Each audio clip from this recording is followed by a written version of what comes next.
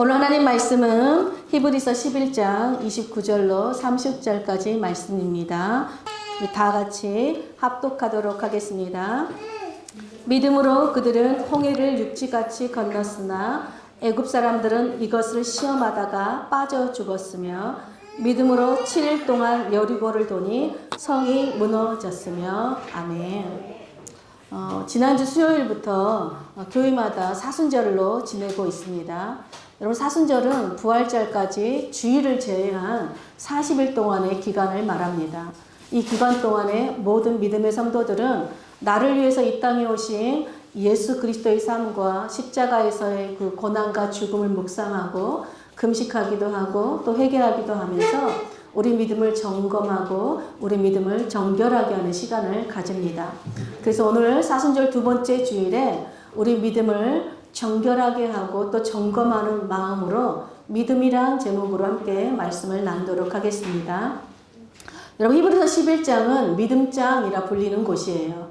히브리서 기자는 믿음으로 산 수많은 믿음의 사람들을 소환해서 기록합니다. 그 이유가 바로 이 편지를 받아야 하는 사람들 때문이에요. 히브리서는 지금까지 유대교를 믿던 사람들이 예수 그리스도의 복음을 듣고 예수님을 믿은 그 히브리 그리스도인들을 위한 편지입니다. 이들은 예수님을 믿는 것 때문에 유대 사회에서 고립당하고 또 가족들에게 애면당했을 뿐만 아니라 집과 재산도 강탈당하고 심지어 죽음에까지 내몰린 그야말로 박해와 핍박을 받고 있는 그 상황입니다. 이때 히브리 그리스도인들은 우리가 정말 예수님을 믿는 것이 잘한 일이었을까? 정말 우리가 이런 고난을 겪으면서까지 이 믿음을 지킬 만한 가치가 있을까? 예수 그리스도의 복음이 정말 참 진리일까? 우리가 다시 유대교로 돌아가야 되지 않을까? 믿음이 흔들리기 시작했습니다. 그러므로 이런 히브리서 기자는 믿음이 흔들리고 있는 이 히브리 그리스도인들 뿐만 아니라 지금 이 시대에 정말 믿음이 흔들리는 그리스도인으로 살아가고 있는 우리들에게 수많은 믿음의 영웅들의 삶을 제시하면서 그들이 어떤 어려움을, 어떤 고난을 어떻게 견디고 어떻게 승리했는지 그 비결이 바로 믿음이라고 소개하고 있습니다. 여러분, 그렇다면 믿음이 무엇일까요? 오늘 히브리서 기자가 우리에게 들려주는 이 참된 믿음이 무엇인지 우리가 배우고 우리도 그 믿음의 사람들로 사는 자들 되시길 축복합니다. 여러분, 히브리서 기자는 11장 1절에 믿음이란 바로 바라는 것들의 실상이요 보이지 않는 것들의 증거다. 수많은 믿음의 영웅들이 바로 그렇게 믿음을 따라 살았다라고 증거받았다, 인정받았다라고 말합니다. 그러면서 3절에 믿음으로 모든 세계가 하나님의 말씀으로 지어졌음을 우리는 안다. 즉 우리 눈에 보이는 것들은 바로 눈에 보이지 않는 하나님의 말씀으로 나타난 증거들이다라는 거예요. 그러니까 믿음이란 뭐예요? 보이는 것을 믿는 것이 아니라 보이지 않게 역사하시는 하나님을 믿는 것이다 라고 히브리서 기자가 소개합니다. 그러면서 6절에 믿음이란 바로 보이는 세상을 지으시고 창조하시는 그 하나님이 계시다는 것을 믿는 것이고 그 하나님은 자기를 찾고 믿는 자들에게 상 주시는 분이시다는 것을 믿는 것이다 라고 말해요. 또 8절에서 믿음이란 아브라함처럼 아무것도 갈 곳을 알지 못하였지만 하나님께서 부르시자 믿음으로 순종하고 나아가는 것이다. 또 11절에 믿음이란 사라처럼 도무지 내가 믿을 수 없고 상상할 수 없는 말씀이지만 하나님이 말씀하시면 그 말씀은 그대로 이루어질 것을 믿는 것이다. 또 25절에 보니까 믿음이란 모세처럼 이 세상의 금은 보화 재물보다 예수님 때문에 받는 고난을 더 좋은 재물로 여기는 것이다 라고 소개하고 있습니다. 그러면서 오늘 우리가 읽은 29절 30절에 히브리서 기자가 도대체 믿음이 무엇인지 두 사건을 통해서 우리에게 알려줍니다. 여러분, 29절을 보면 29절은 출애굽한 이스라엘 백성들이 홍해를 건넌 사건이에요. 출애굽기 14장에 보면 하나님께서 10가지의 재앙을 내리셔서 애굽의 바로 왕이 이스라엘 백성들을 광야로 나가게 내보내 줍니다. 그런데 이스라엘 백성들이 나가게 되자 이 바로 왕이 다시 마음이 강팍해져서 다시 이스라엘 백성들을 잡아오라라고 명령을 해요. 그러니까 바로의 군대들이 곧바로 출동을 했어요. 그러니까 지금 광야에 있던 이스라엘 백성들은 어떤 상황이에요? 앞에는 금방이라도 자신들을 삼킬 것 같은 정말 출렁거리고 있는 홍해 바다가 버티고 있고 뒤에는 누가 쫓아와요? 자신들을 다시 노예로 부리려고 하는 이스라엘 군대들이 쫓아오고 있는 상황입니다. 그렇다면 이스라엘 백성들이 선택할 수 있는 방법은 두 가지밖에 없어요. 하나는 홍해 바다로 뛰어들어서 죽든지 아니면 헤엄쳐서 건너든지. 그래서 어떤 사람은 죽고 어떤 사람은 살겠지요. 아니면 애굽의 군대에 잡혀서 다시 애굽의 노예로 살든지 이 두 가지 선택지 외에는 없습니다. 도무지 그 어떤 구원의 길은 보이지 않는 상황이에요. 이때 이스라엘 백성들이 하나님께 부르짖어 기도하기 시작합니다. 그러자 하나님께서 모세에게 말씀하세요. 네 손에 든 지팡이를 홍해 바다 위에 내밀라. 모세가 하나님 말씀을 따라서 지팡이를 그저 홍해 바다에 내밀었더니 놀랍게도 출렁거리던 그 홍해 바다가 기적처럼 갈라지기 시작했습니다. 그리고 그 갈라진 길로 이스라엘 백성들이 그 홍해 바다를 안전하게 건너게 되었습니다. 여러분, 이스라엘 백성들 중에서 하나님께 부르시면서 기도하면서 하나님께서 이 홍해 바다를 갈라지게 하셔서 우리를 구원하여 주실 것이다. 우리를 이 바다를 건너게 해주실 것이다. 라고 여러분 생각한 사람이 단 한 사람이라도 있었을까요? 여러분, 누가 바다가 갈라질 것이라고 상상할 수 있었겠습니까? 저도 영화로도 보고 또 그림으로도 보고 또 매번 제가 이 성경을 읽을 때마다 저는 제가 이 홍해 바다에 있는 것을 상상해 봐요. 그리고 정말로 하나님이 그 홍해 바다를 갈라진 것, 그럼 내가 그 바다를 직접 건너는 것을 상상해 봅니다. 여러분, 상상만 해도 막 내 가슴이 뛰고 두근거리는데, 여러분, 직접 바다가 갈라지는 광경을 보고 직접 그 홍해 바다를 건넌 사람들은 얼마나 경이로웠겠습니까? 그런데 우리는 홍해, 그러면 어렸을 때부터 주일학교 때부터 찬양으로 배우니까 홍해하면 쫙 갈라진다. 누구는 당연한 거라고 생각을 하는 거예요. 죽었다 살아나는 거 너무나 당연하다라고 생각하는 사람들이 많죠. 근데 여러분, 지금 시대에도 바다가 갈라지는 걸 본 사람들은 없어요. 그리고 여전히 지금 시대에도 바다가 갈라지는 것은 상상할 수 없는 일이에요. 이처럼 도무지 구원의 길이 없다라고 하는 막다른 길에서 하나님께서는 구원의 길을 만들어 내시는 분이시라는 것입니다. 여러분, 믿으십니까? 두 번째로는 30절을 보면요. 이 30절은 어떤 사건이냐? 이제 이스라엘 백성들이 홍해를 건너서 광야 40년을 지난 후에 이제 요단강을 건너 여리고성을 무너뜨린 사건이에요. 여러분, 여리고성은 이 당시만 해도 6,000년 정도 세워진 아주 견고한 성읍이었습니다. 여리고는 워낙에 물이 좋기로 유명하고 너무 살기 좋은 곳이었고 또 오래전부터 교통의 중심지였어요. 또 물이 좋고 살기 좋으니까 모든 농작물이 너무 잘 돼서 자원이 풍부해서 군사적 요충지였던 도시예요. 그리고 무엇보다 높이 쌓아 올린 성벽일 뿐만 아니라 두께가 1.2m로 두 개의 성벽으로, 이중 성벽으로 되어 있기 때문에 그 누구도 이 성벽을 무너뜨릴 수 없는 그야말로 견고한 요새와 같은 성읍이었습니다. 그런데 하나님께서 이스라엘 백성들에게 말씀합니다. 너희가 매일 한 번씩 여리고성을 돌아라. 그리고 마지막 날 7째 날에는 여리고성을 7번 돈 다음에 너희가 다 같이 함성을 질러라 라고 말씀합니다. 이스라엘 백성들은 그냥 하나님 말씀하시니까 순종해서 한 바퀴씩 돌기 시작합니다. 그리고 마지막 날에 7바퀴를 돈 후에 하나님 말씀대로 함성을 지르기 시작하자 놀랍게도 여러분 6,000년 동안 견고하게 서 있던 그 여리고성이 한순간에 무너져 내려 버렸습니다. 여러분, 정말 믿을 수 없는 광경이 또다시 이스라엘 백성들 눈앞에 펼쳐진 것이에요.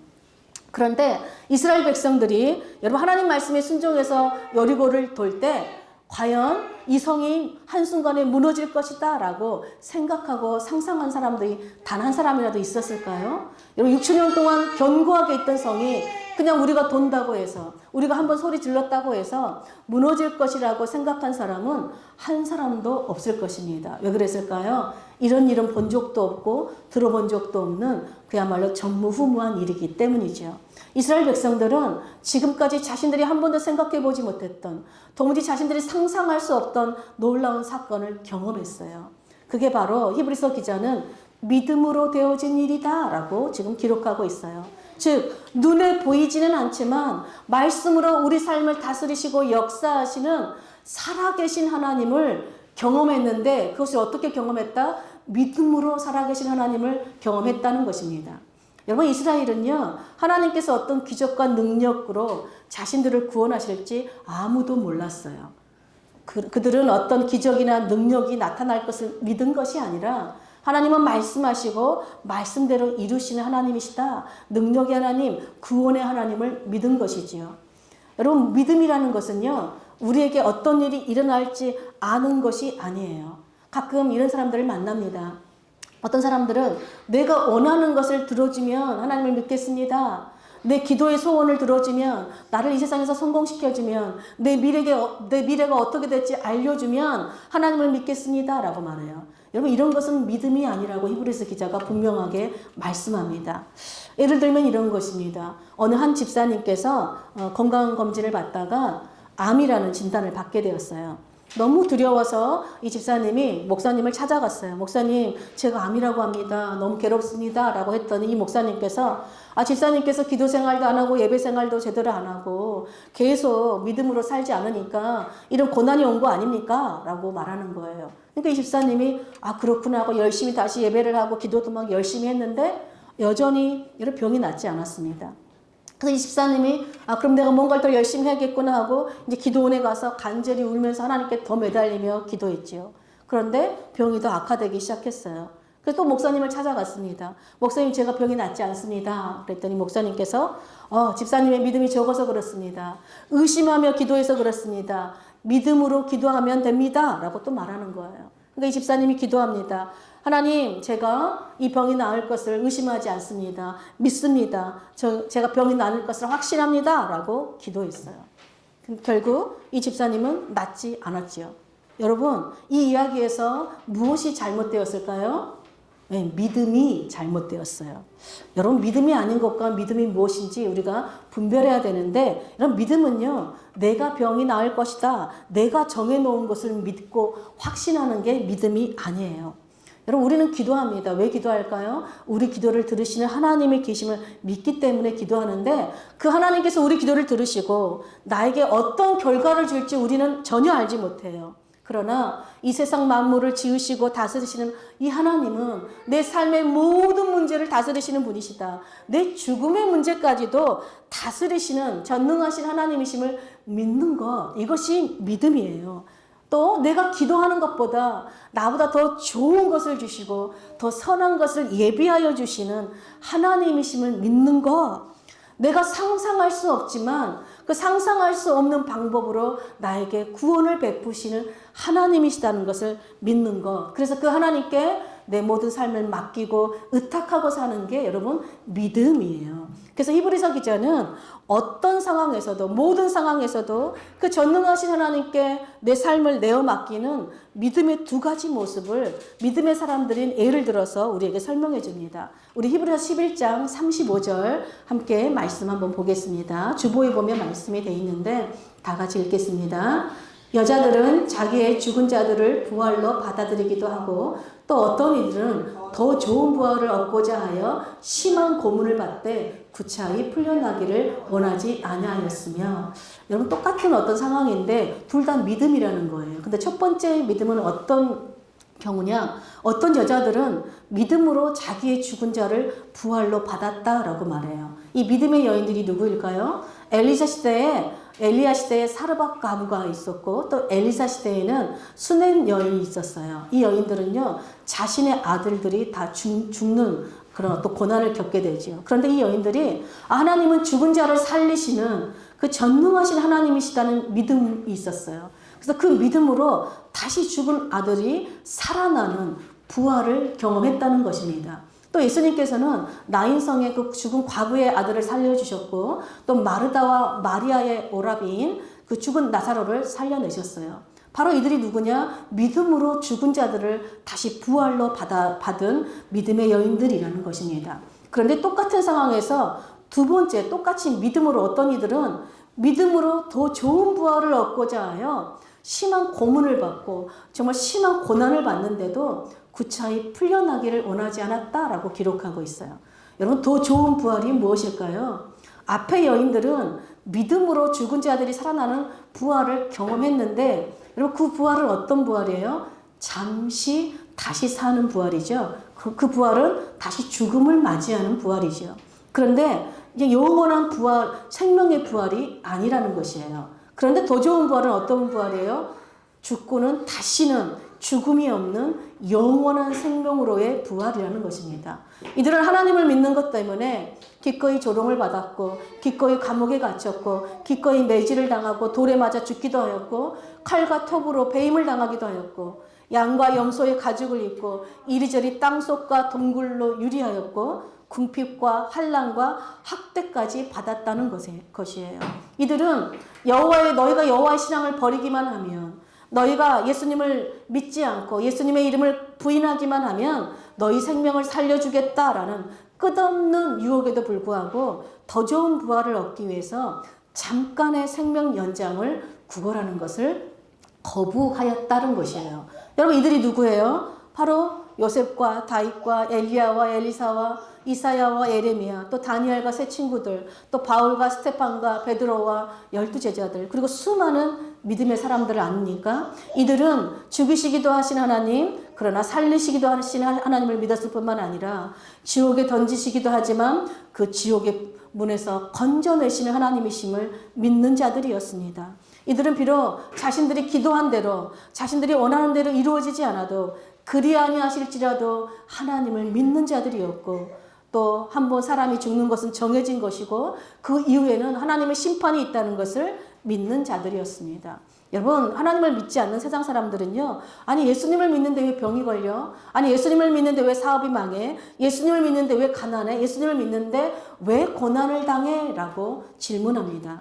그런 사람들에게 히브리서 기자는 분명하게 선포합니다. 믿음은 이 세상의 삶이 전부가 아니다. 믿음은 눈에 보이는 게 다가 아니다. 믿음의 사람들은 그래서 눈에 보이는 이 세상의 삶이 아니라 더 나은 본향을 보고 또 믿는 자들에게 예비하여 주신 아름다운 하나님의 나라를 소망하는 자들이다. 하나님의 나라를 상속받기 위해서 그 나라를 사모하며 사는 자들이다. 심판 가운데서도 구원의 아름다운 상을 주시는 하나님을 신뢰하는 자들이다. 이 세상에서의 안락한 삶을 누리는 자들이 아니라, 그것으로 만족하는 자들이 아니라 오히려 고난 가운데서도 하나님이 주시는 그 영광을 사모하고 바라보는 자들이다 라고 말합니다.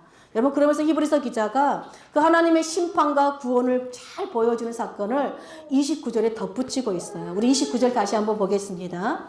믿음으로 그들은 홍해를 육지같이 건넜으나 애굽 사람들은 이것을 시험하다가 빠져 죽었으며, 여러분, 똑같이 어떤 사람들이 홍해를 건넜어요. 똑같이 홍해를 건넜는데 이스라엘 백성들은 믿음으로 홍해를 마른 땅으로 건너는 아름다운 구원의 상을 받았지만, 애굽 사람들은 그 홍해를 건넜는데 이것을 시험하다가 빠져 죽었다, 심판을 받았다라고 기록하고 있어요. 홍해를 건넌 많은 사람들이 어떤 사람은 구원을 받고 어떤 사람은 심판을 받았다는 것입니다.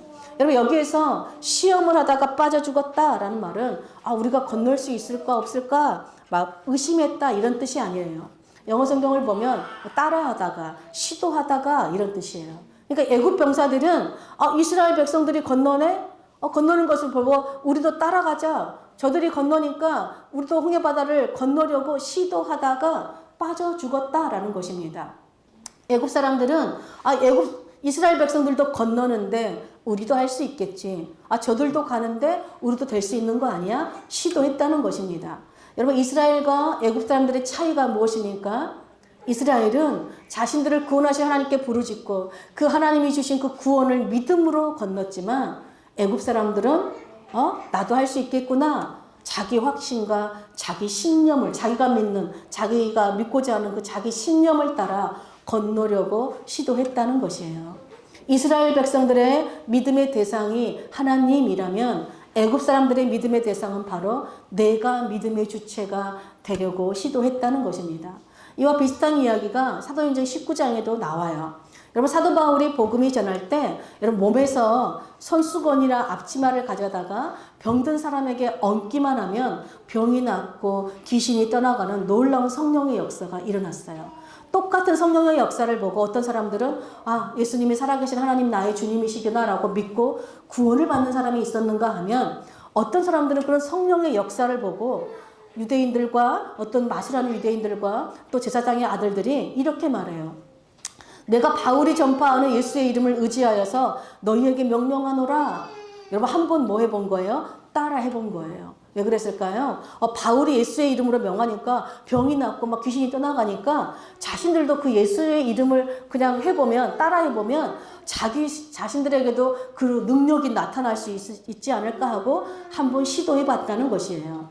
그러자 여러분 그 결과 어떻게 되었습니까? 귀신이 말해요. 내가 예수도 알고 바울도 아는데 너희는 누구냐? 그러면서 귀신 들린 사람이 그들에게 뛰어올라서 그들의 몸을 상하게 합니다. 그러자 그들이 봉변을 당하고 또 그들이 벗은 몸으로 여러분 도망가요. 그야말로 망신을 당하게 되죠.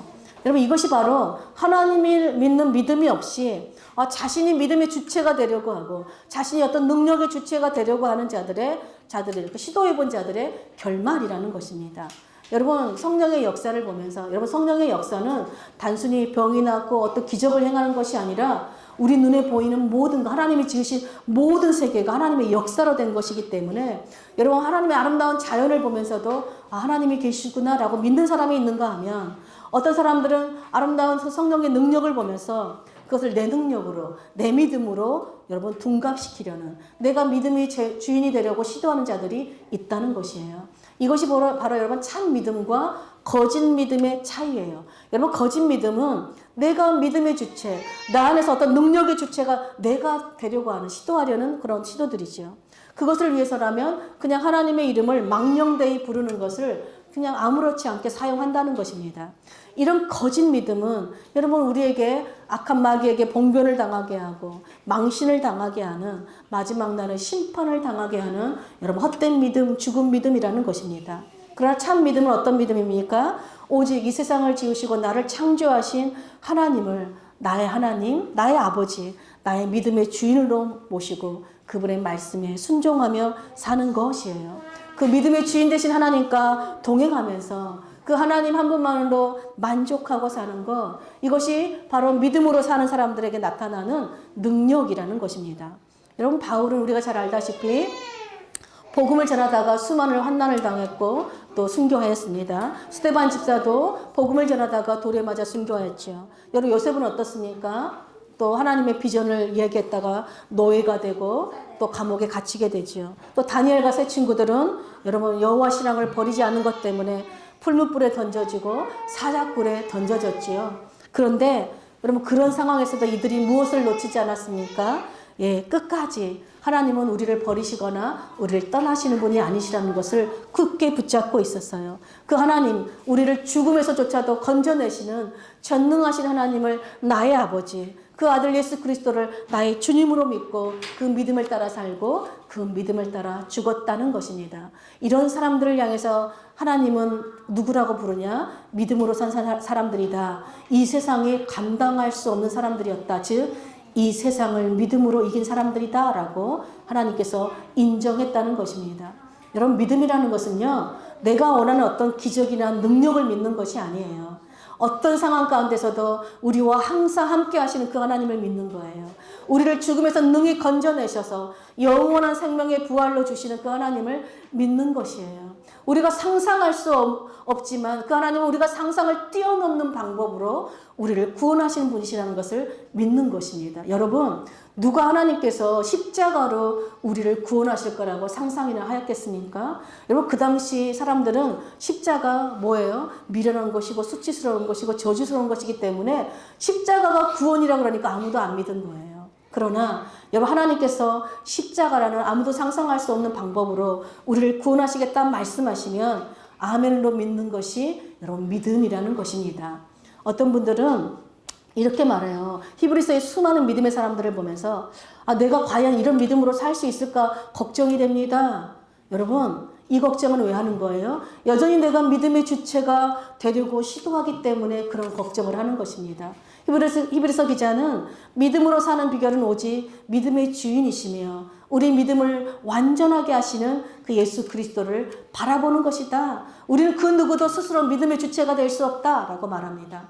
오직 믿음의 주인이신 예수님을 믿고 그 예수님을 바라보며 그분의 말씀에 순종할 때 그분께서 우리를 이 세상을 이기는 믿음으로 살게 하신다. 우리를 믿음으로 사는 삶으로 인도하신다는 것입니다. 여러분, 우리가 아브라함을 믿음의 조상이라고 부르죠. 여러분, 아브라함이 믿음의 조상이 된 것은 그가 스스로 흔들리지 않는 믿음을 가지고 있어서가 아니에요.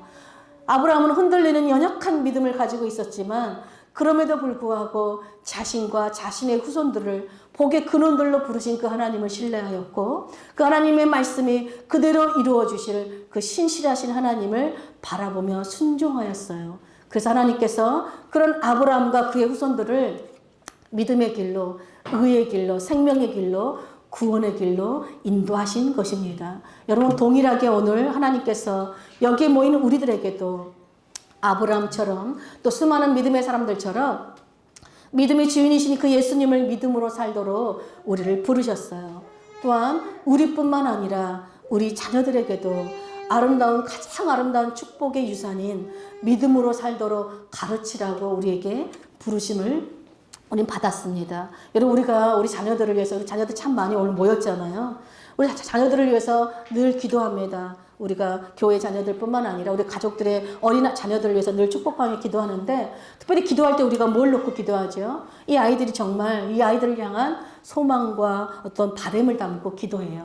여러분, 우리가 소망과 바람을 정하고 기도하는 것은 나쁜 것이 아닙니다. 그런데 우리가 정해놓은 어떤 소망과 그 바람을 그대로 될 것을 믿는 거예요.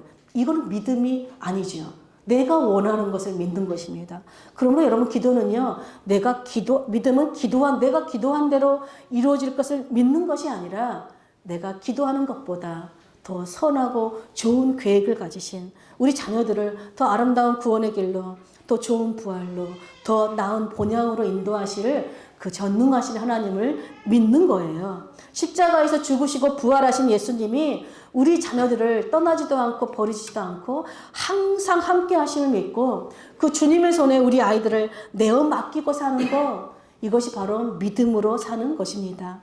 그러면 사랑하는 여러분, 오늘 우리 히브리서 기자가 믿음의 수많은 증인들을 소환하여서 또 믿음의 사람들을 우리에게 제시해 준 것처럼 정말 저와 여러분도 눈에 보이는 이 세상이 전부가 아니라 또 이 세상에 눈에 보이는 것을 믿는 자들이 아니라 또 내가 믿음의 주체가 되고 내가 어떤 능력의 주체가 되려고 하는 어떤 시도를 하는 것이 아니라 오직 이 세상을 지으시고 이 만물을 다스리시는 그 전능하신 하나님을 나의 아버지로 믿고 또 십자가에서 죽으시고 부활하신 그 예수님을 나의 주님으로 믿음으로 이 세상의 모든 유혹으로부터 이기고 승리하여서 저와 우리 자녀들이 아름다운 하나님의 나라를 상속받는 그 믿음의 사람들로 사시기를 간절히 축복합니다.